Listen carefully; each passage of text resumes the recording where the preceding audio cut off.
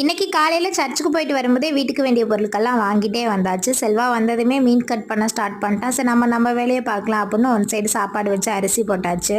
Sunday morning மட்டும் சாப்பிட கொஞ்சம் டைம் ஆகும். அதனால பழைய கஞ்சி மட்டும் கொஞ்சமா செல்வாக்கு கரைச்சி கொடுத்தேன். ஏன்னா பசிக்குதுன்னு சொன்னா. இன்னைக்கு குழம்பு வைக்க சங்கரா மீன் தான் வாங்கிட்டு வந்தோம். எப்போது மாதிரி செல்லப்பூசன் சமையல் தான் செம்மையா இருந்தது.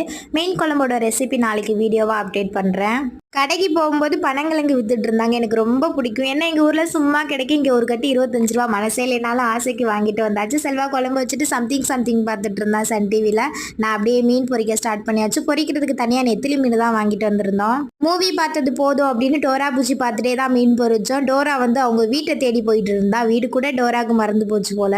மீன் குழம்பு மீன் பொரியல் அப்படின்னு சண்டே ஸ்பெஷல் செம்மையா இருந்தது. பாப்பா வைக்கிற மீன் குழம்பை பத்தி சொல்லவே தேவையில்ல. செம்ம டேஸ்ட்.